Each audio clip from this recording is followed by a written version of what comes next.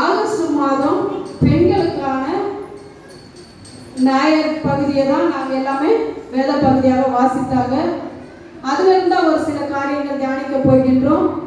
இன்னும் அநேக அதை ஒரு சில காரியங்கள் உங்களுக்கு எடுத்து, அதாவது பெண்களை குறித்து மாத்திரமே பேச போகிறேன். ஆனால் பெண்களுக்கான காரியங்களை பேச போகின்ற அந்த பகுதியில் இருந்தும் இந்த நாளுக்குரிய ஒரு வேத பகுதி நம்ம இந்த சுவிசேஷ பகுதியில் இருக்கு. அதையும் நான் உங்களுக்கு அப்படி ஒரு அளவா சொல்லி போவேன். ஏன்னா வந்து நேற்று பிரசங்கம் பண்ணும்போது உங்களுக்கு 10 நிமிஷம் போதுமாமா, 5 நிமிஷம் போதுமா, 20 நிமிஷம் பேசுறியா அப்படின்னாங்க. பேசுறது நான் இல்லை, கடவுள் பேசுவாரு. அவர் உடனே இப்பயே கூட என்ன பண்ணலாம், ஆமேன்னு சொல்லிட்டா நான் ஆமேன்னு சொல்லிட்டு போயிடுவேன். நான் பேசல, ஆண்டவர் பேசுறாருன்னு நினைச்சு வார்த்தையை எடுத்துக்கொள்ளுங்க. கடவுளின் விடுவிக்கும் பணியில் பெண்கள். இது வந்து ஆகஸ்ட் மாதம் பெண்கள் ஞாயிற்கான கொடுக்கப்பட்டுள்ள தலைப்பு.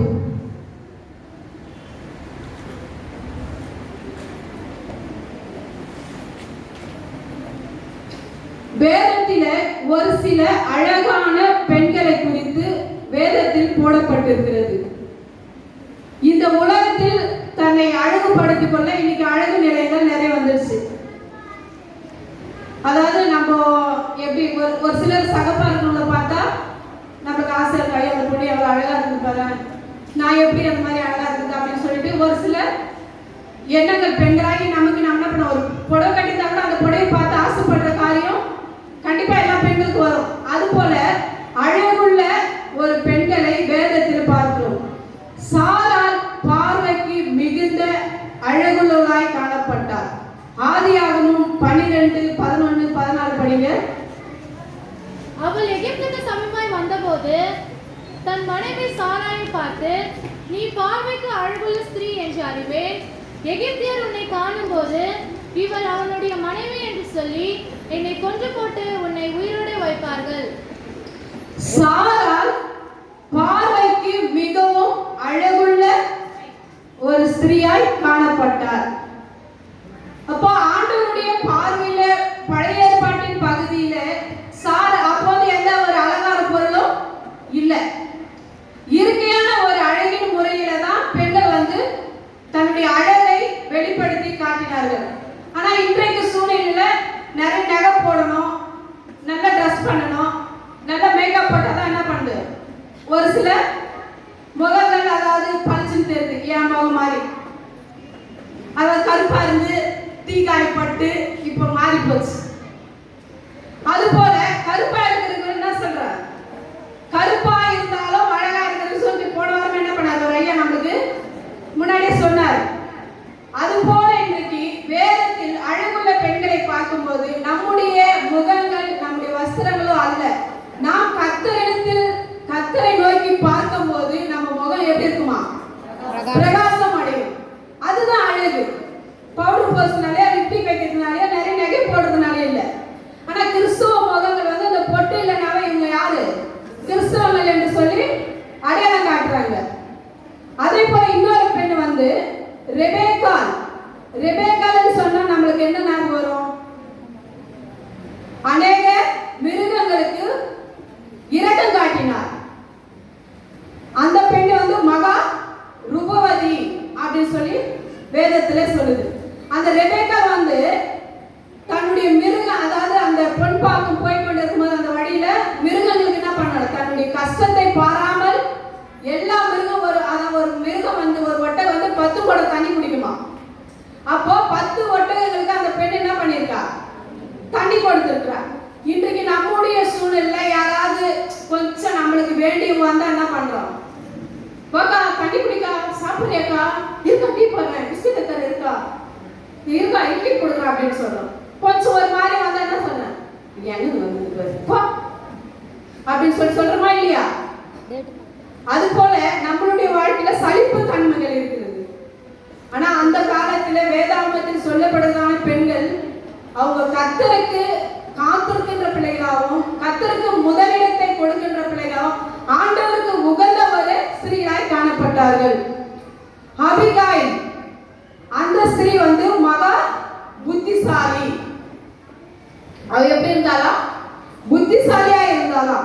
1 சாமுவேல் 25:3 வாசிங்க. அந்த மனுஷன் புருஷனுக்கு நாபால் என்றும் அவன் மனைவிக்கு அபிகாயில் என்றும் பெயர்.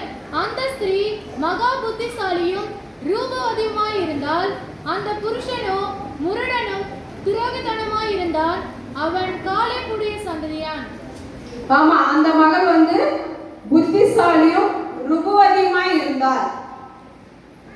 இன்னைக்கு நாம் என்னுடைய காரியத்துல கூட ஏதாவது ஒரு காரியத்தை சொல்லிட்டு கேட்டாருன்னா நான் உண்மையில ஞாபகம் கிடையாது. அதுதான் போன வாரம் சொன்னாரு.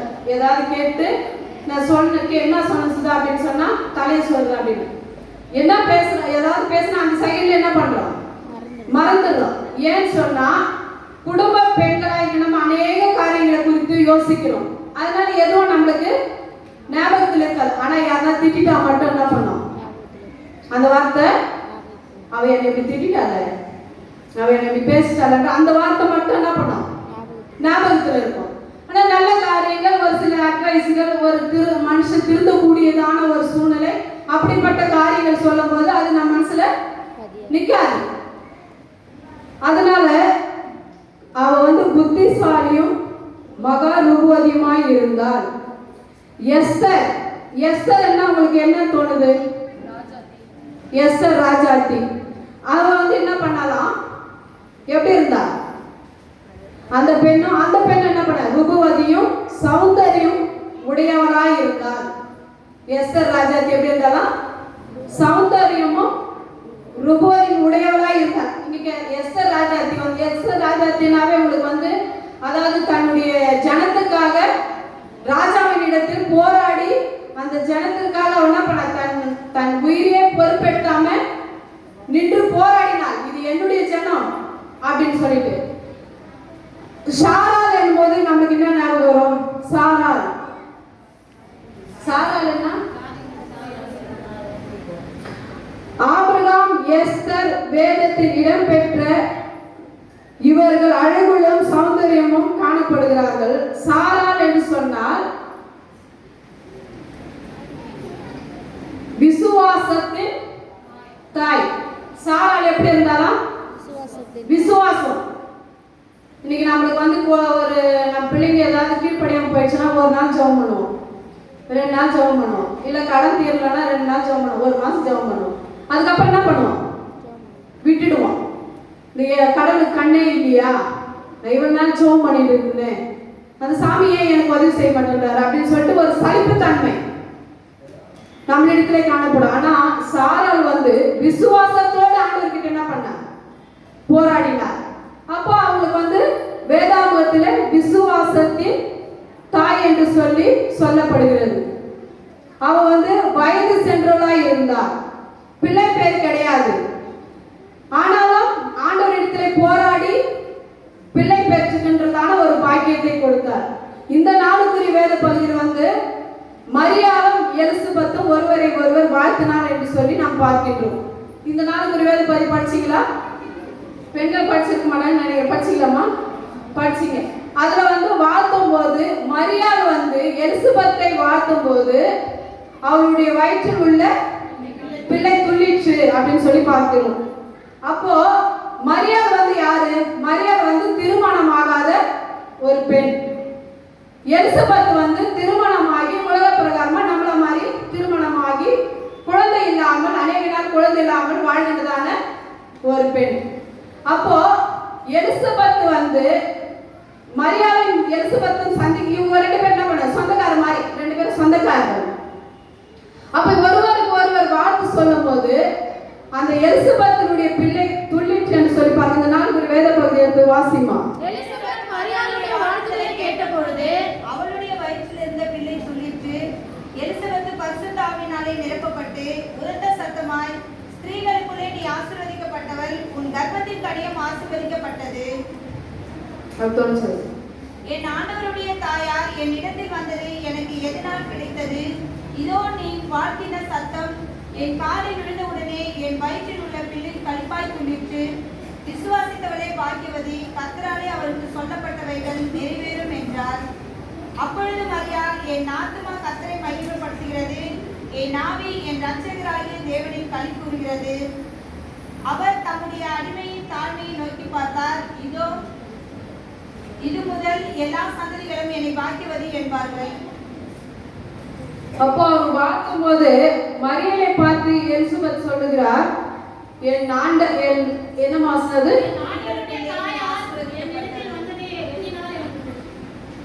அதான் அந்த மரியாதை பார்த்து எலிசபெத் சொல்றா, என் ஆண்டவருடைய தாயால்.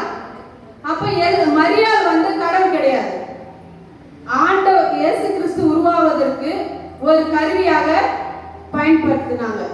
அப்போ அந்த எலிசபெத்தே சொல்ல, என் ஆண்டவருடைய தாயார் என்றார். அப்ப அவனுக்கு தெரியல, அவன் நினைச்சா என்ன சொல்லிருக்கலாம், நீ கடவுள்னு சொல்லிருக்கலாம். இப்ப திராட்சை ரசம் குறைப்பட்ட போது அப்ப என்ன பண்றாங்க, நீங்க போயிட்டு அவர்கிட்ட சொல்லுங்க அப்படின்னு. அதெல்லாம் நமக்கு தெரிஞ்ச சாப், ஆனால் அதை விட்டுருவோம். அதனால கடவுள் உருவாவதற்கு ஒரு கருவியாக மரியாதை ஆண்டவரை ஏற்படுத்தினார். அப்போ அந்த மரியாள் எவ்வளவு ஒரு பரிசுத்தம் இல்லாமல் ஆண்டவர் உருவாவதற்கு தெரிந்து கொண்டிருப்பார். இன்றைய காலகட்டத்தில் வாழை பிள்ளைகள் எப்படி இருக்கீங்க? பரிசுத்தமா வாழ்கிறீங்களா? வேலைக்கு போறீங்க, வேலைக்கு போற இடங்கள்ல உங்களுடைய வாழ்க்கை எப்படி இருக்கிறது? ஒரு 4 பேர் ஒண்ணா சேர்ந்து என்ன பண்றீங்க? கேலி கிண்டல், ஒரு மாதிரி அந்த பஸ்ல கலட்ட பண்ணின்னு அப்படி போறது. ஒருவேளை இதுவரை அப்படிப்பட்ட ஒரு சூழ்நிலை இருந்திருப்பீங்கன்னு சொன்னா, இனி வரும் காலங்களிலே கிறிஸ்துவராகிய நாம், கிறிஸ்துவர்கள் என்று சொன்னால் ஒழுக்கம், பரிசுத்தம், அசுத்தத்தை நாம் வெறுக்க வேண்டும், தீமையான காரியங்களை வெறுக்க வேண்டும். இப்படி இருந்துட்டாலே இந்த கிராமத்தில நாம எப்படி இருப்போம்? ஒரு ரட்சிக்கப்பட்ட கிறிஸ்துவ குடும்பங்களா இருக்கும். நாம வாழ்கின்ற வாழ்க்கையை பார்த்து தான் மற்றவர்கள் மாறுவதற்கு கர்த்தர் நம்ம என்ன பண்ணுவாரு? ஒரு கருவியாய் வைப்பார். இந்த நாளிலே போய் நேரத்துல இருந்து நீங்க என்ன பண்ணிருக்கலாம், ஐயோ எனக்கு பைபிள் வாசம் கொடுத்துட்டாங்க, பாட்டு கொடுத்துட்டாங்க, எனக்கு வர்ஷிப் கொடுத்துட்டாங்க, என்ன பண்ணிருக்கலாம்? நீங்க அப்படியே பயந்துன்னு இருப்பீங்க. நான் இன்னைக்கு என்ன பண்ணக்கூடாது, எதுவுமே போகப்படக்கூடாது, யாரையும் ஒரு மாதிரி பேசக்கூடாது, அப்படியே பயபக்தியா இருந்திருக்குமா இல்லையா? நான் இருந்தேன். எப்படி இருந்தேன்னு சொன்னா, இவர் பிரசங்கத்துக்கு அந்த சனிக்கிழமை காலையில 4 மணிக்கு எழுந்து உட்காருவார். அப்ப உட்கார்ந்துட்டு அந்த பிரசங்கத்தை எழுதிட்டு இருக்கும்போது என்ன பண்ண, மணி 6 ஆயிடும், 6:30 ஆயிடும். ஹோம்ஒர்க் எழுதி உட்காந்துட்டியா, இன்னைக்கு போச்சுப்பா அப்படின்னு சொல்லி கிண்டல் பண்ணுவேன் நான். ஆனா அதனுடைய வலிய வேதனை எனக்கு நேற்று தான் தெரிந்தது. நேற்றுக்கு பிராக்டிஸ் பண்ணிட்டு நைட்டு போயிட்டு அவர் ஒரு பக்கம் பைபிள் பிடிச்சிட்டு அவர் உட்காந்துனாரு. ஏன்னா வேற சர்ச்சுக்கு பிரசங்கத்துக்கு போனோம். அப்புறமா நான் என்ன பண்ணேன், இன்னொரு பக்கம் போயிட்டு பைபிள் பிடிச்சி, அதாவது வேதத்தில் உள்ள பெண்கள் எல்லாம் அப்படியே கொஞ்சம், எனக்கு ரொம்ப அறிவெல்லாம் கிடையாது, ஞானமும் கிடையாது, எதுவுமே கிடையாது. எனக்கு தெரிஞ்சது ஜபம் பண்ணுவேன். கடவுளுடைய சமூகத்துல 1/2 மணி நேரம் பண்ணுவேன், 1 மணி நேரமும் பண்ணுவேன், 2 மணி நேரம் கூட என்ன பண்ணுவேன், உட்காந்துன்னு பாட்டு பாடிக்கின்னு அப்படியே ஜபம் பண்ணுவேன். அதற்கு நான் ஒரு சரியான ஆளு. இந்த கேள்வி கேட்டு பைபிள் படிக்கிறதுக்கோ, அந்த பைபிள் உள்ள கேள்வி கேட்கும்போது அதுக்கு பதில் சொல்வதற்கோ நான் சரியான ஆள் கிடையாது. அப்படி என்ன பண்ண, 2 பேரும் தனித்தனியே உட்காந்து பைபிளை பற்றி பண்ணிட்டு, அவர் முடிச்சுட்டு கூட ஐயோ சுத்தம் என்னதான் பண்ணி தெரியல, இப்பதான் அந்த கஷ்டம் அப்படின்றாரு. அப்புறமா 2 பேரும் மூடி வச்சிட்டோம். 4 மணிக்கு எழுந்துக்கிறாரு, 1 மணி ஆயிடுச்சு. ஐயோ 1 மணி தானே ஆகுது, இன்னும் கொஞ்ச நேரம் தூங்கலாமே அப்படின்ட்டு படுத்துட்டேன். அப்புறம் பார்த்தா மணி 3. சரி இதுக்கு மேலே தூக்கம் வரல, அப்படியே முடிச்சுட்டே படுத்துட்டு இருக்கும்போது இங்கேருந்து போன் வருது, கேரளா கிரவுண்டுக்கு போகலாம்யா. ஐயா இல்லைப்பா நான் பிரசங்க ரெடி பண்ணணும், நீங்கள் போங்க அப்படின்றாரு. அவர் எழுந்து 10 வச்சுட்டு அவரு உட்காந்துட்டாரு ஒரு ரூம்ல, நான் எழுந்து 10 வச்சுட்டு ஒரு ரூம்ல நான் போயிட்டேன். அப்படியே எப்படி எழுதுறேன், எனக்கு ஒன்றுமே புரியுது, நல்லா பேச போறேன்னு தெரியல அப்படின்னு சொன்னேன். அதுக்கப்புறம் கொஞ்சம் சொல்லி கொடுக்கலாம் அப்படின்னு. அதெல்லாம் என்ன சொல்லிக் கொடுக்க முடியாது, எனக்கே என்னால எடுக்க முடியாது அப்படின்றாரு. சரி கடவுள் பேசுவார். அதாவது 50 பெண்கள் வந்தா ஒரு பெண்ணாவது என்ன பண்ண மாட்டாங்க, நம்ம சத்தியத்தை கேட்டு இப்படிதான் வாழணும், அந்த அக்கா சொன்னாங்களே ஏசப்பாக்கு உண்மையா இருக்கணும், ஏசப்பாக்கு பரிசுத்தமா இருக்கணும், புருஷனுக்கு கீழ்ப்படியணும், குடும்பத்துக்கு கீழ்ப்படியணும்னு சொன்னாங்களே, அது போல நம்ம வாழணும் ஒருத்தர் ஏற்றுனா போதும் ஆண்டவரே அப்படின்னு சொல்லிட்டு நான் என்ன பண்ணி, எனக்கு தெரிஞ்ச விஷயங்களை நான் அந்த பைபிள்ல இருந்து பிரிச்சு எடுத்து எழுதினேன். அப்போ அந்த பெண்களை குறித்து இந்த வேதாகமத்தில் பெயர் சொல்லப்பட்ட பெண்களை குறித்து எடுத்தேன். அதுக்கப்புறமா பெயர் சொல்லப்படாத பெண்கள் இருக்கிறாங்க. ஒண்ணுமே தெரியலன்னு சொல்லிட்டு 4 பேப்பர் எழுதி எடுத்துட்டு வந்துருக்கிறது. பெயர் சொல்லப்படாத பெண்கள் யாருன்னா,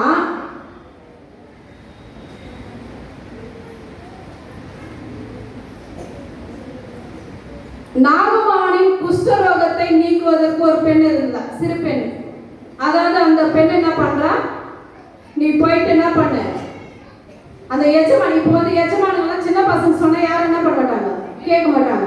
இப்போ எனக்கு வந்து இந்த பாப்பா புத்தி சொன்னா நான் கேட்டுப்பேனா? கேட்க மாட்டேன். ஆனா அந்த சின்ன பொண்ணு என்ன பண்ண, அந்த நாகமானுடைய குஷ்டரோகத்தை பார்த்து அந்த பெண்ணை நீ எலிசாவிடம் போக சொன்னா, எலிசாவிடம் போ என்று அந்த அடிமை பெண் என்ன பண்றா சொல்றா. அப்போ அந்த நாகமான் யோசிக்கிறார், எப்படி இந்த சின்ன பண பரிசு கேட்டு நான் எவ்வளவு பணம் செலவு பண்ணேன், ஆனாலும் என்ன பண்ணல, எனக்கு சுகம் கிடைக்கல. இந்த பொண்ணுடைய பேச்சு கேட்டு நான் எப்படி அந்த இடத்துக்கு போவது அப்படின்னு சொல்லிட்டு அந்த நாகமான் வந்து யோசித்தார். ஆனாலும் யோசித்தாலும் ஒரு முயற்சி செய்தார்.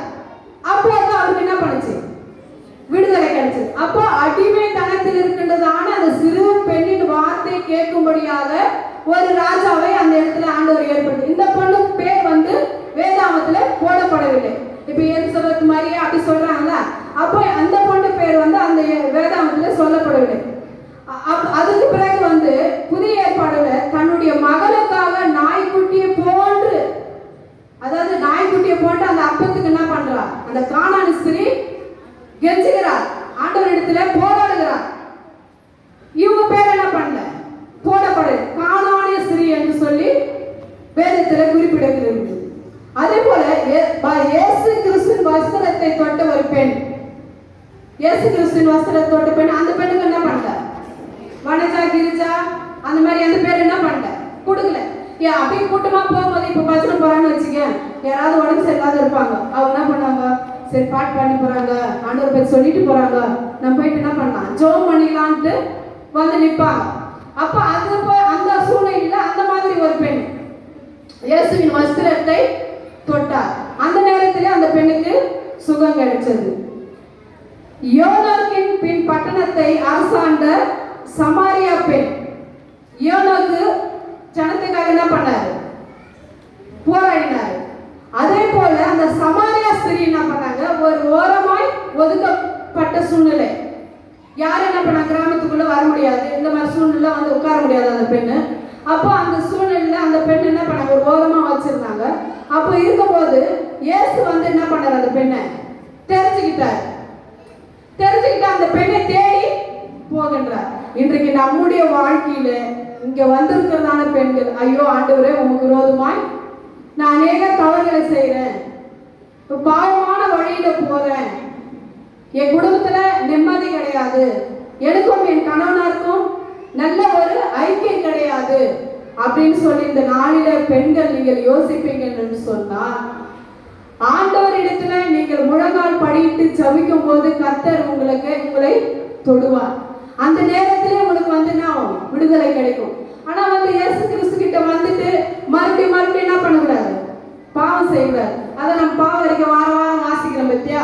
அது போல இல்லாம ஆயக்காரனும் பரிசேயனும் வெளில ரெண்டு பேர் இருந்தாங்க, ஒருத்தர் வெளியில இருந்தா ஒருத்தர் உள்ள இருந்தான். அப்ப அந்த ஆயக்காரன் என்ன பண்றான், தேவனே பாவியாக என் மேல் கிருபையாயிருன்னு சொன்னான். அப்ப இந்த பரிசேயன் வந்து நான் சின்ன வயசுல இருந்து ஆலயம் பெருக்கிறேன், பயிர் வருகிறேன், பிரசங்கம் பண்றேன், அதை பண்றேன், இதை பண்றேன், எல்லாரும் கொடுக்குறேன் அப்படி சொல்றான். ஆனால் ஆண்டவர் பார்த்த அந்த ஆயக்காரனுடைய ஜபத்தில, இன்னைக்கு நான் யாரெல்லாம் நம்ம ஆண்டவரே, நான் இந்த பாவமான காரியத்துல என்ன நான் விட்டுலாம் நினைக்கிறேன் சாமி, என்னால விட முடியல, நான் அசுத்த வார்த்தைகள் பேசக்கூடாதுன்னு நினைக்கிறேன், ஆனால் என் வாயில என்ன பண்ணுது பேச முடியும், ஏதாவது ஒரு கோபம் வரும்போது பேசுறேன் அப்படின்னு சொல்லிட்டு இன்றைக்கு நாளில வந்திருக்கிறதான பெண்கள், உங்களை நீங்கள் பரிசுத்தப்படுத்துங்கள். இந்த பிறப்பின் நாட்களிலே மரியாள் எப்படி ஆண்டவர் பரிசுத்தப்படுத்தி உருவாவதற்கு ஒரு கருவியாய் காணப்பட்டாலோ, அதே போல இந்த நாளில வந்திருக்கின்ற பெண்கள் ஒவ்வொருவரும் என்னை பரிசுத்தப்படுத்தும் ஆண்டவரே, அடுத்த பெண்கள் நாயனை நான் பேச வேண்டும், நான் முன்னாடி போய் ஜெபம் பண்ண வேண்டும், நாம் ஆராதிக்க வேண்டும் என்று சொல்லி எனக்கும் ஒரு வாஞ்சை கொடு என்று சொல்லி ஆண்டவரிடத்துல கேளுங்க. விபச்சார ஸ்திரீ கையும் களவுமாய் பிடிக்கப்பட்டார். அந்த ஸ்திரியை பார்த்து சொல்றாரு, இனி பாவம் செய்யாத. அந்த பெண்ணு பேர விபச்சார ஸ்திரீ, அந்த பெண்ணு பேருக்கும் வேதத்துல பெயர் கொடுக்கப்படவில்லை.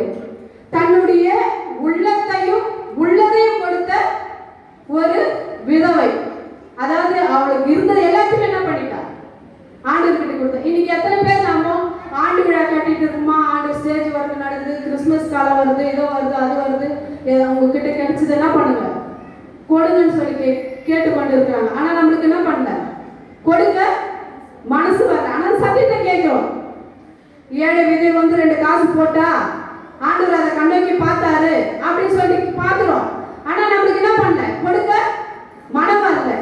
அதனால தன்னுடைய அந்த விதவை என்ன பண்ணாங்க, தன்னுடைய உள்ளத்துல இருந்த எல்லாவற்றையும் அவளுக்கு தனக்கு பிழைப்புக்கு அவ்வளவுதான் அந்த 2 காசு தான்.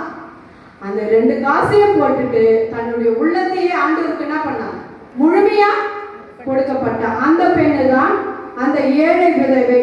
இவர்கள் பெயர்கள் எல்லாம் வேதத்தில் குறிப்பிடவில்லை.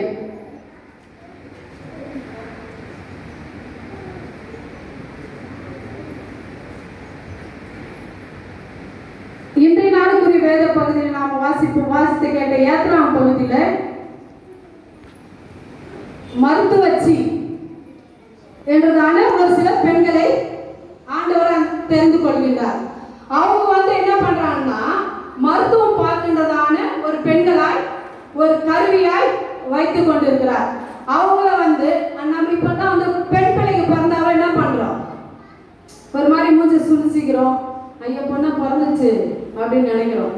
ஆனா அந்த காலத்துல வந்து பெண் பிள்ளைகளை வந்து உயிரோட விடும்படியான ஒரு சூழ்நிலை, ஆண்களை வந்து கொன்று போட சொல்லி ஒரு கட்டளை அங்கே கொடுக்கப்பட்டது.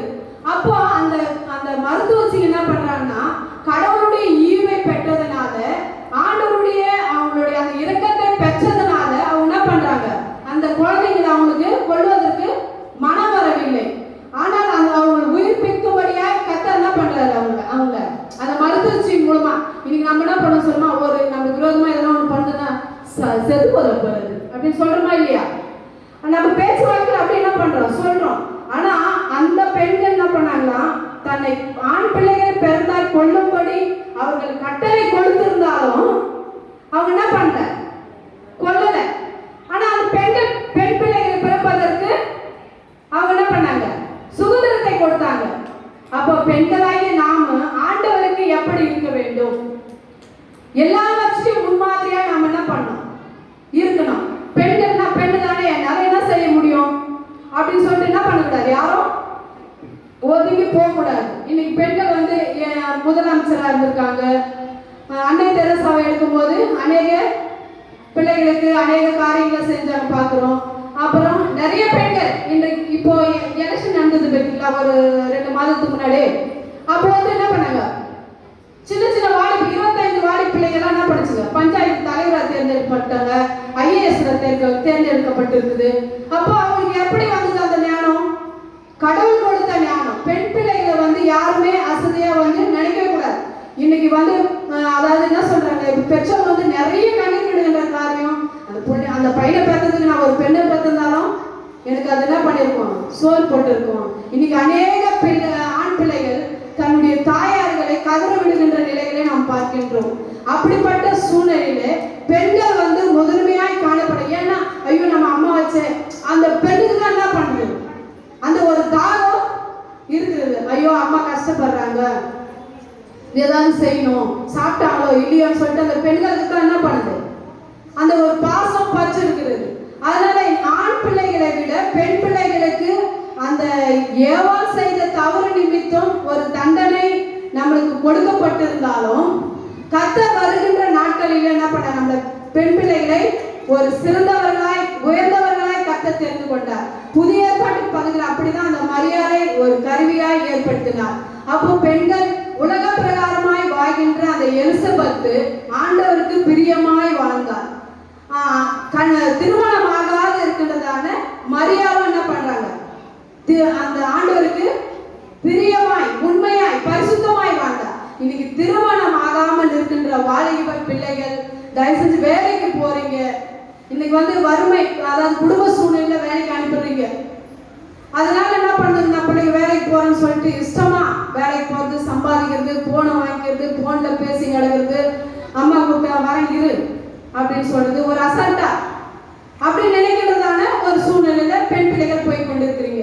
இனி வரும் கிறிஸ்துவ பிள்ளைகள் மற்ற பிள்ளைகளை ஒரு வேலை இந்து பிள்ளைகள் உங்க கூட சேருவாங்கன்னு சொன்னா நீங்க என்ன பண்ணணும், இன்னைக்கு நடந்து வருகின்ற முறையை பார்த்து அவர்கள் என்ன பண்ணணும், மனம் திரும்பணும். அதுதான் கிறிஸ்துவ வாழ்க்கை. நானும் என் வீட்டாலும்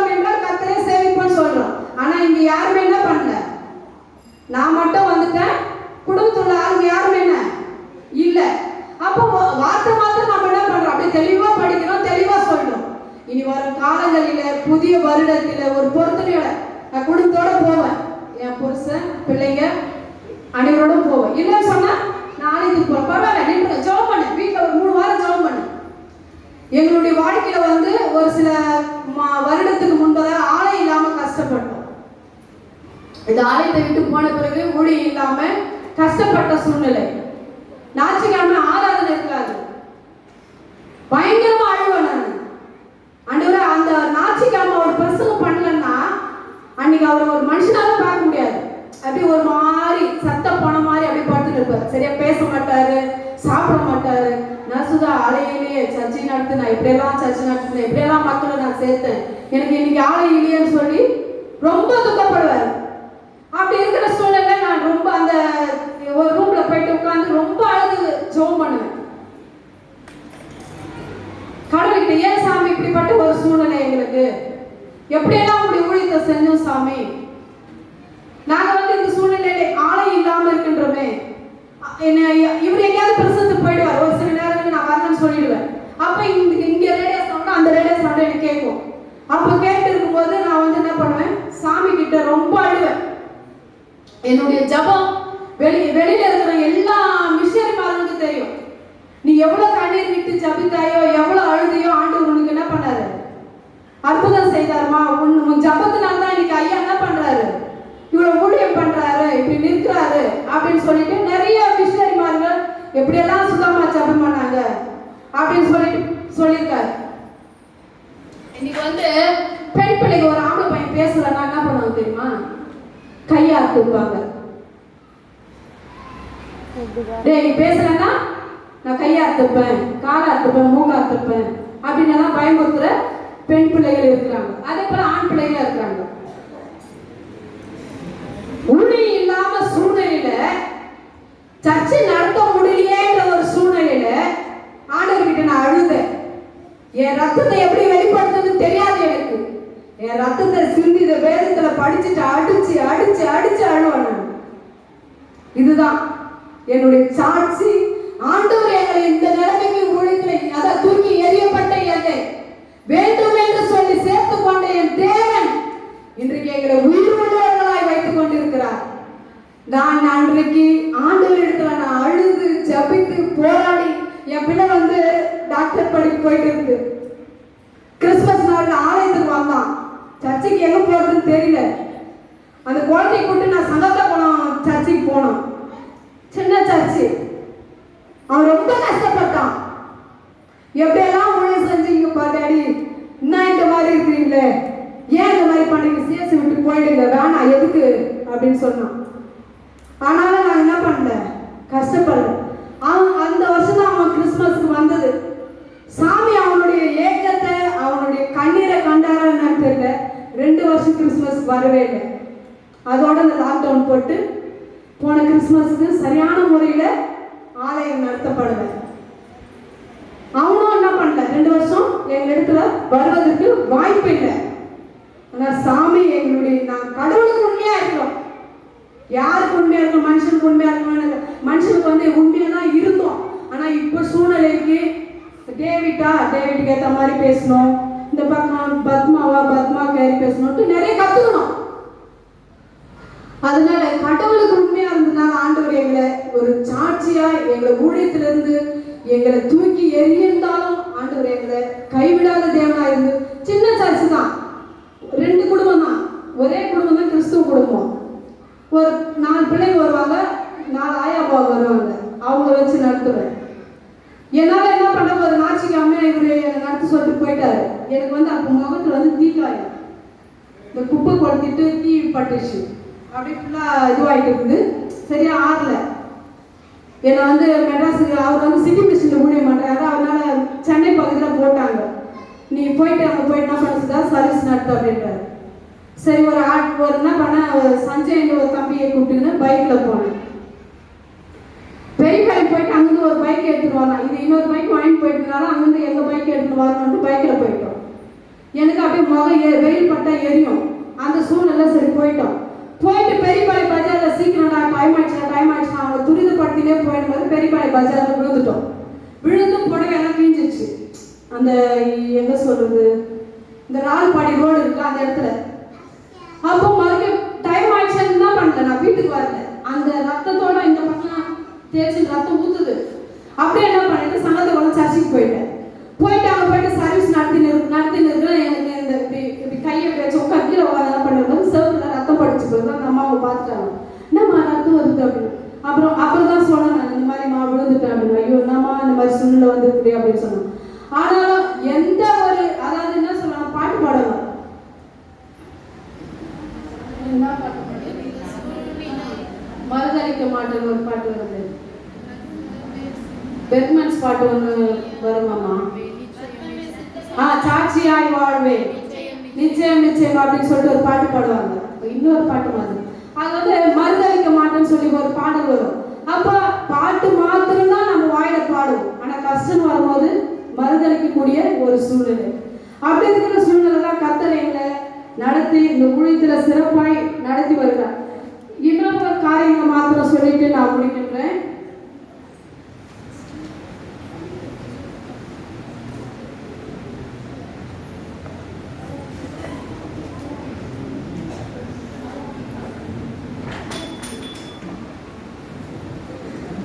மரியாளுடைய சாப்டர் பார்க்கணும்னா மரியாள் மார்க் 14:3-9 படிங்க.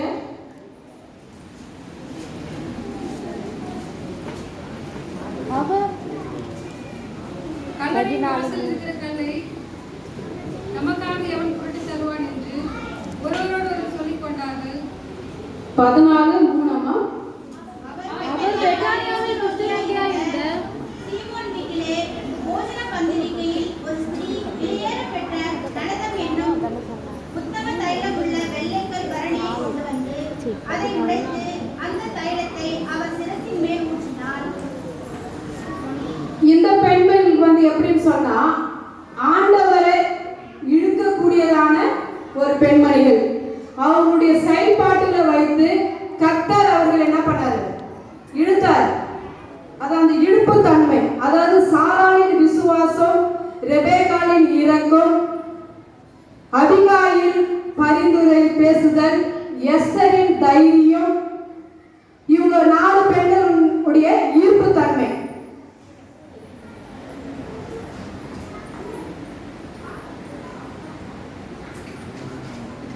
இங்க என்ன பண்றோம்னா தன்னுடைய மயிரை பின்னி இயேசுவை இழுத்துடுறாங்க. அதாவது நம்ம என்ன பண்றோம், இன்னைக்கு தலை பாரத்துல ஸ்டைலிங் வந்துச்சு. நம்ம இஷ்டமா என்ன பண்றோம், பிள்ளைங்க வந்து நிறைய அழகா நம் ஜடைகளை பிணிக்கிறாங்க. ஆனா இயேசு கிறிஸ்துவின் இடத்துல ஒரு பெண்மணி வருகிறார். விலை உயர்ந்த ஒரு தைலத்தை தன்னுடைய இயேசுவின் பாதத்தை கழுவி தன்னுடைய தலை மயிரினாலே அதை என்ன பண்றார், துடைக்கிறார். இன்றைய சூழ்நிலையில ஒரு ஆண் ஒரு பெண்ணுகிட்ட பேசினாலும் என்ன பண்றோம், தப்பான ஒரு பார்வை பார்க்கிறோம், தப்பான ஒரு யோசனை நமக்குள்ள வந்துடுது. ஐயோ என்ன அந்த பையன் அவ்வளோ நேரம் பேசுறானே, என்ன அந்த அக்கா கிட்ட அவ்வளோ நேரம் பேசுறேன் அப்படின்ற ஒரு தப்பான சூழ்நிலை வந்து.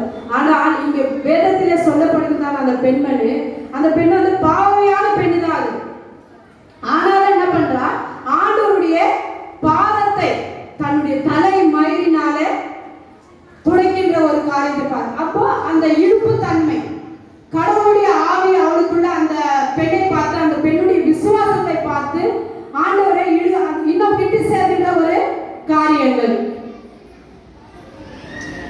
அந்த ஏழை விதியை பார்த்தேன். ஏழை விதியும் அப்படிதான் தன்னை அலங்கரித்துக் கொள்ளாமல் இயேசுவை இழுக்கின்றதான ஒரு சூழ்நிலை. தன்னை அதாவது மொத்தத்துமே கொடுத்துட்டா. அப்ப என்ன பண்றாரு கடவுள், இழுக்குது. அந்த ஆண்டவருடைய அன்பு அவன் என்ன பண்ணுது, இழுக்குது. இந்த பெண்ணுக்கு நாளைக்கு வேணும் அப்படின்னு சொல்லி கூட நினைக்காம எல்லாவற்றையும் ஆண்டவருக்கு படிச்சுட்டாலே அப்படின்றதான ஒரு இழுப்பு அந்த பெண்ணிடத்துல காணப்படுகிறது. இவர்கள் எல்லாம் வந்து கடவுளுக்கு அதாவது உண்மையா இருந்த இழுப்பு தன்மை, ஆண்டவருடைய பார்வை. இப்ப நம்ம கூட ஜெபம் ஒரு 1/2 மணி நேரம் ஜெபம் பண்றோம்னா சாமி நம்ம ஜெபத்தை கேட்பார், நம்மளுடைய தேவைகளை சந்திப்பார். 12 வருஷமாய் பெரும்பாலான ஸ்திரீ ஒருவேளை அந்த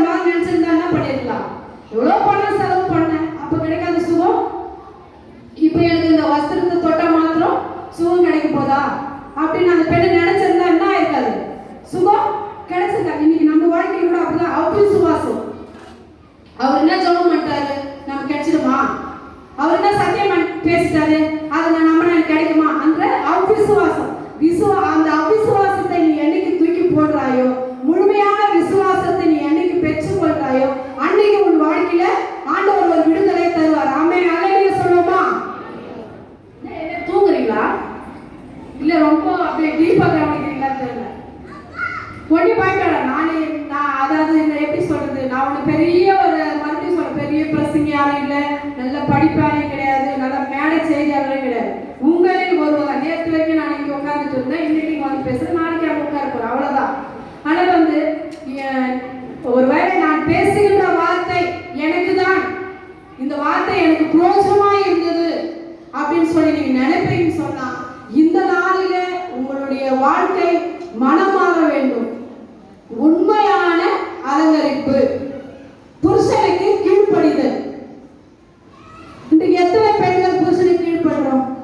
கொஞ்சம் தைரியமா கை தூக்குங்க பார்க்கலாம், தைரியமா தூக்குங்க. ஒன்று உட்காந்து கையை தூக்காது. ரொம்ப சந்தோஷம், உண்மையை ஒத்துக்கிறீங்க ஆலயத்துல.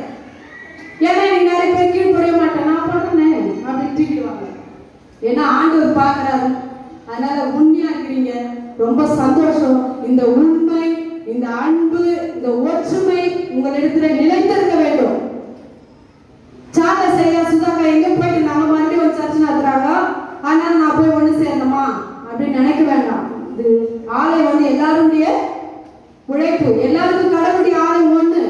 அதனால உடுக்க எடுக்க இது பங்கு போறது கிடையாது. நான் ஜன்னல் வாங்கி கொடுத்தா எனக்கு ஜன்னல் கிடையாது, கதவு வாங்கி கொடுத்தா கதவு கிடையாது. இது கடவுளுடையது.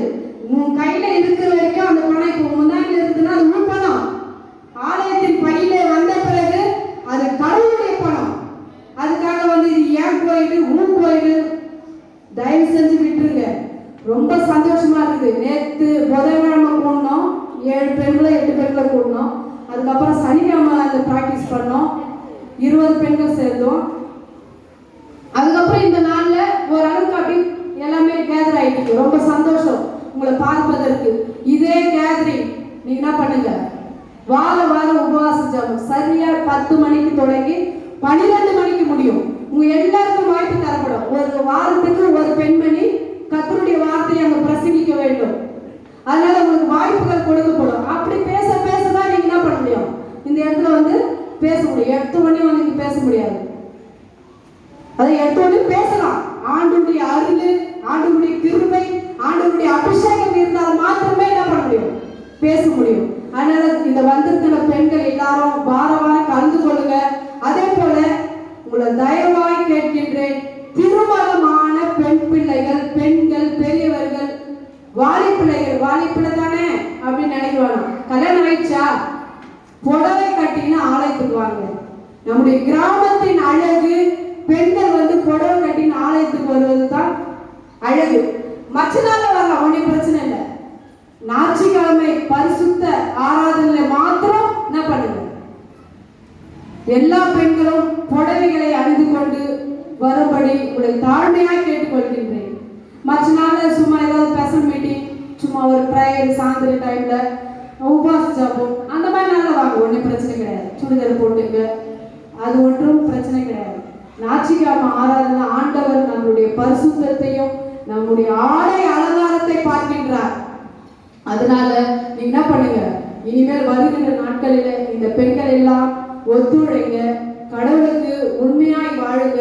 கர்த்தர் உங்கள் குடும்பங்களை ஆசீர்வதிப்பார். உங்க குடும்பம் ஆசீர்வாதமா இருக்கணும்னா நம்ம என்ன பண்ணணும், நம்ம ஆசீர்வாதமா இருக்கணும். முதல்ல பெண்கள் ஆசீர்வாதமா இருக்கணும், நம்மளுடைய ஜெபம் ஆசீர்வாதமா மாறணும். நம்ம எப்படி நடந்து கொள்றோமோ அதை பார்த்து தான் நம்முடைய பிள்ளைகள் நடக்கும். நம்மளுடைய கணவனார் நம்மளை மதிப்பார். நான் ஒரு சில நாட்களுக்கு முன்பதாக போடுவார் சொன்னார், ஒரு சில காரியங்களை சொல்வேன், எடுத்துக்க மாட்டேன். நான் அவர் சொல்லுவார், நான் எடுத்துக்க மாட்டேன். அதாவது குறிப்பா இந்த ஒரு நாள் என் பிள்ளை வெளிநாட்டுக்கு போனதுல இருந்து எந்த ஒரு ஃபங்க்ஷனோ எந்த ஒரு ப்ரேயரோ நடக்கவே இல்லை. 1 வருஷம் வச்சோம், அவ்வளவுதான்.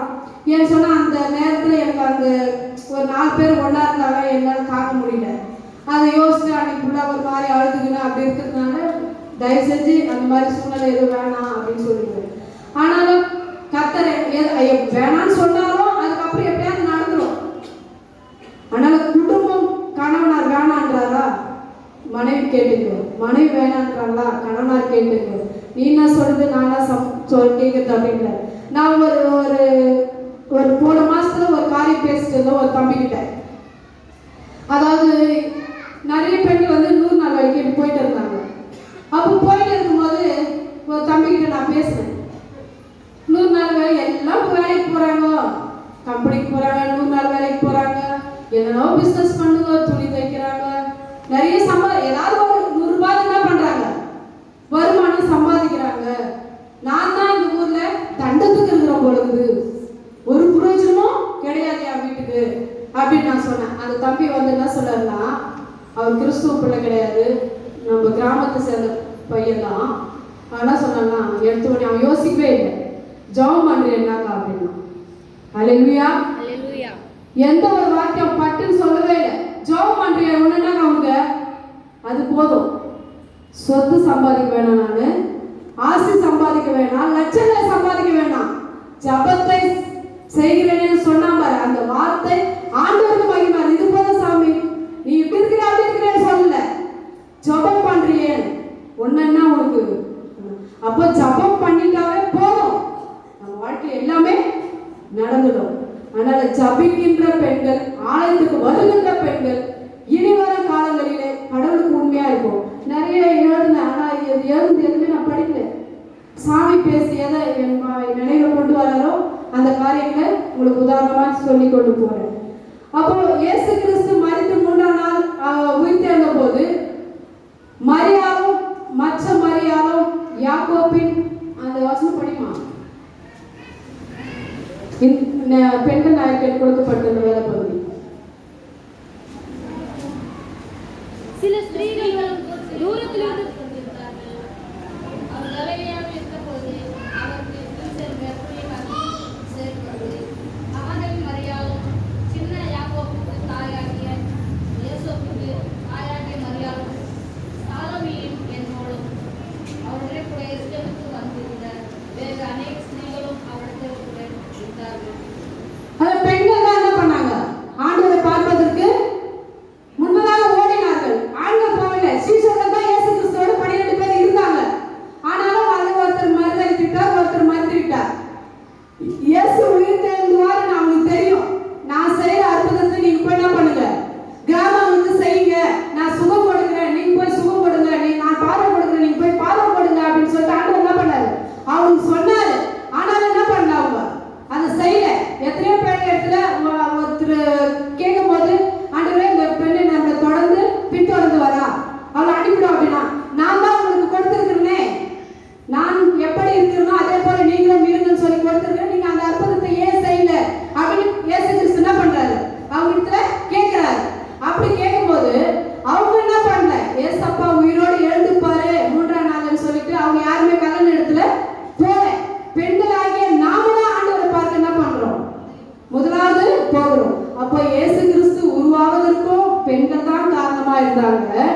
அவர் உயிர்த்தெழுந்து இந்த உலகத்திற்கு நம்மளுக்கு இன்னும் அதிகமான காரியங்களை செய்வதற்கும் ஒரு பெண்கள் தான் என்ன பண்ணாங்க, அவரை முன்னாடி ஓடினாங்க. இந்த அபிகாயில் பார்த்தால, அபிகாயில் என்ற பெண் என்ன பண்ணாலும் தன் குடிகார கணவனுக்காக தாவீதினிடத்தில் பரிந்து பேசி காப்பாற்றினார். அதாவது அந்த அபிகாலுடைய கணவன் என்ன பண்ணானா குடிகாரன். அப்படி இருக்கும்போது தாவீதினிடத்தில், அந்த தாவீதே என் கணவரை என்ன பண்ணாத ஒன்று, அந்த அந்த பகுதி நீங்க படிச்சீங்கன்னா உங்களுக்கு புரியும். ஒண்ணு பண்ணாதன்னு சொல்லிட்டு என்ன பண்ணாங்க, தன்னுடைய கணவனுக்காக தாவீதினிடத்திலே போராடினார் அபிகாயில். இன்றைக்கு நம்மளுடைய வாழ்க்கையில என் கணவனார் குடிக்கிறாரு என்று சொல்லி எத்தனையோ பெண்கள் ஒவ்வொரு நாளும் கண்ணீர் விட்டு கொண்டு இருக்கிறீங்க. ஆண்டவர் பார்க்கிறார், பக்கத்து வீடு அக்கங்கள் மனுஷர்கள் பார்க்கிறாங்க, கடவுள் பார்த்து கொண்டு இருக்கிறார். உங்களுடைய குடிக்கார கணவர்களை இந்த நாளிலே கர்த்தர் தொடுவார்களாக. ஆமென், ஹல்லேலூயா. எத்தனை பேர் நம்முடைய கணவனார் குடிக்கிறார் என்று சொல்லி வேதனையோடு இருக்கிறீங்க, அவர்களை இன்றைக்கு ஆண்டவரிடத்தில் ஒப்புக்கொடுங்க. ஒவ்வொரு நாளும் பிள்ளைகளை குறித்து கஷ்டப்பட்டு கொண்டிருக்கிற பெண்களே, இன்றைக்கு கர்த்தர் அந்த குடிகார கணவர்களை தொடுவார்களாக. நீங்க கர்த்தர் இல்லவாதவா ஊதிங்க சம்பிரபல வசுரவன வந்திரியா இயேசுவின் நாமத்தினாலே ஆண்டவரே, பெண்களை கர்த்தாவை நீ தெரிந்து கொண்டீரே, இன்னும் கஷ்டப்படுவதற்கு அல்ல ஆண்டவரே, அவர்களுக்கு விடுதலை தருவீராக. இந்த விடுதலை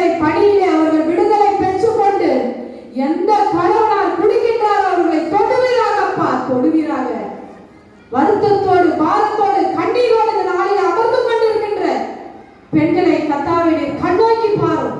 எங்களால் ஆறுதல் சொல்ல முடியாது, எங்களால் சமாதானப்படுத்த முடியாது. இன்னைக்கு உடைய சமூகத்தில் அழுது கொண்டு இருக்கிறார்கள் அப்பா, அழுது கொண்டு இருக்கிறார்கள் சாமி. என் கணவனோடு நான் எப்படி மனமகிழ்ச்சியாய் போவேன், என் பிள்ளையோடு சந்தோஷமாய் அமர்ந்து கொண்டு இருப்பேன் என்று சொல்லி ஏங்கிக் கொண்டிருக்கிறதான பெண்களுக்காக ஆண்டவர் சொல்கின்றார், நீ இனி பாவம் செய்யாதே, நீ இனி பாவம் செய்யாதே.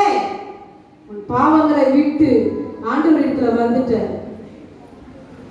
கடவுள் உனக்கு அற்புதத்தை செய்வார். என் கஷ்டம் தீரவில்லையே, கடன் தீரவில்லையே, குழந்தை பாக்கியம் இல்லையே என்று சொல்லி கலங்கி கொண்டிருக்கிறாயா? கடவுளுடைய சமூகத்திலே முழங்கால் படியிட்டு அழு, அடித்துக்கொள், போராடு. கர்த்தர் உன் ஜெபத்தை கேட்டு கர்த்தர் விடுதலை உன் கர்ப்பத்தை விடுவிப்பார். ஒதுக்கப்பட்ட சூழ்நிலை இருக்கின்றியா? நான் யார் சமுதாயத்தில் தலைமை வந்து யாரோடும் ஐக்கியப்படப்படவில்லை என்று சொல்லி கலங்கி கொண்டிருக்கிறாயா? நீ பாவம் செய்யாதே, இனி பாவம் செய்யாதே, செய்யாதே, வேண்டாம், விட்டுடு, விட்டுடு. கர்த்தர் உன்னை தொடுகிறார். அவர் மன்னிக்கிற தேவனாகவும் இருக்கிறார், பட்சிக்கிற தேவனாகவும் இருக்கிறார். திரும்பி திரும்பி திரும்பி வாரம் வாரம் சத்தியத்தை கேட்டுட்டு ஆறாவது பங்கு நல்லா ட்ரெஸ் பண்ணி எல்லாருக்கும் ஐக்கியப்பட்டுட்டு மறுபடியும் மறுபடியும் போய் போய் பாவத்தை தொடராது. கிறிஸ்துவுக்குள் அன்பான தாய்மார்களே, சகோதரிகளே, வாலிப பிள்ளைகளே, வாலிப சகோதரர்களே, உன் தகப்பனுக்கும் தாய்க்கும் துரோகம் செய்யாது. எப்படியெல்லாம் வளர்க்கின்றார்கள். என் பிள்ளை தொலை தூரத்தில் இருக்கின்றான். ஒவ்வொரு நாளும் வேதத்தை படித்துவிட்டு என்னிடத்து சந்தேகம் கேட்டு எங்களிடத்தில் ஆராய்ச்சி செய்கின்றான். 2 நாளைக்கு முன்னாடி ஒரு வசனம் வருகிறது, கிறிஸ்துவுக்காக நான் எல்லாவற்றையும் எழுந்து விட்டேன் என்று சொல்லி, சாகடித்தேன் என்று சொல்லி பிலிப்பியர் வருது. அதை படிச்சுட்டு எனக்கு அதை வாட்ஸ்அப்ல அனுப்புறான். இந்த 6 வருடமாய் உங்களை பிரிந்து நான் இருக்கின்ற சூழ்நிலை, இந்த படிப்பை முடித்துவிட்டு எல்லாவற்றையும் கிறிஸ்துக்காக கர்த்தர் ஏதோ ஒரு நோக்கம் வச்சுட்டு இருக்காரு அப்படின்னு சொல்லிட்டு என்கிட்ட பகிர்ந்து பேசுகின்ற காரியம். கடவுளை உங்களையும் உங்கள் பிள்ளைகளையும் உங்கள் கணவனாரையும் கர்த்தர் தொட வேண்டும் என்று சொன்னார். ஆண்டவருக்கு உண்மையா இருங்க, கடவுளுக்கு உண்மையா இருங்க, கடவுளாருக்கு உண்மையா இருங்க. கர்த்தர் உங்களை விடுவிப்பார். இனி பாவம் செய்யாது. மரியாதை போல ஒரு பரிசுத்தம் உள்ள பெண்ணாய் நாம் வாழ்வோம் என்று சொன்னார். ஆண்டவர் நம்மளுடைய குடும்பத்தை சீர்படுத்த வல்லவராய் இருக்கிறார். ஒப்பு கொடுத்த பெண்கள் தன்னுடைய கரங்களை நோக்கி ஆண்டவரை கண்களை மூடி ஜெபிப்போமா? ஆண்டவரே, இதுவரை என் மன விருப்பம் போல போனேன் சாமி, மன விருப்பம் போல நடந்து கொண்டேன். ஆண்டவரே, பரத்துக்கு விரோதமாயும் உமக்கு விரோதமாயும் பாவம் செய்தேன் என்று சொல்லி வாரம் வாரம் படிக்கிறோமே, அதை விட்டு விட்டு இந்த நாளில் ஆண்டவரே என்னை மாற்றும் சாமி, என்னை பலப்படுத்தும், பலவீனமாய் இருக்கின்ற என்னை பலப்படுத்தும். கர்த்தர் உன்னை பலப்படுத்த வல்லவராய் இருக்கிறார். யாருமே ஒரு குறவை தள்ளுவதில்லை. ஏழை என்றும் பணக்காரன் என்றும் பரிசுத்தம் என்றும் அசுத்தம் என்றும் தள்ளுவதில்லை. கர்த்தர் மன்னிக்க வல்லவராய் இருக்கின்றார். ஆவியானவர் தாமே உங்களை தொடுவாராக. பொறுத்துணையோடு நான் இனிமேல் ஆண்டவரே என் குடும்பத்தோடு ஆலயத்துக்கு வருவேன். அதற்கு நான் முதலில் உம்மோடு உறவாட, உமக்கு ஐக்கியப்பட்டிருக்க என்னை பரிசுத்தப்படுத்தும், பரிசுத்தப்படுத்தும் என்று சொல்லி கேளுங்க. பரிசுத்தப்படுத்தும். மரியாவின் மேலே இறங்கின பரிசுத்த ஆவி உங்கள் மேலே இறங்குவதாக. கர்த்தர் தொடுவாராக. ஒப்பு கொடுத்த சகோதரியே, ஒப்பு கொடுத்த தாயார்களே, ஆண்டவருக்காக உண்மையாய் வாழ்வோம். இந்த கிராமத்திலே நாம் ஒரு சாட்சியாய் இருப்போம். அநேக பெண்கள் மாறுவதற்கு நாம் ஒரு முன்னோடிகளாய் இருப்போம். இந்த கிராமமே இயேசுக்கு சொந்தமாய் மாறட்டும். இல்லாமல் சூழ்நிலைகள், கண்ணீர்கள், கவலைகள், கஷ்டங்கள் எல்லாம் மாறட்டும் ஆண்டவரே. துதிக்கின்றோம், ஸ்தோத்தரிக்கின்றோம் ஆண்டவரே. இதுவரை நடத்தின தேவன் இனியும் நடத்தும்படியாக துதிக்கிறோம். எல்லா துதி கனம் மகிமை உமக்கே செலுத்துகிறோம். இயேசு கிறிஸ்துவின் நாமத்தினால் பிதாவே, ஆமென். வாய்ப்பினை கொடுத்த திருச்சபை மக்களுக்கும், பெண்கள் ஐக்கியத்திற்கும், ஊழியக்காரருக்கும், ஊப்பனாருக்கும் நன்றி தெரிவித்துக் கொள்கிறேன். ஆமென்.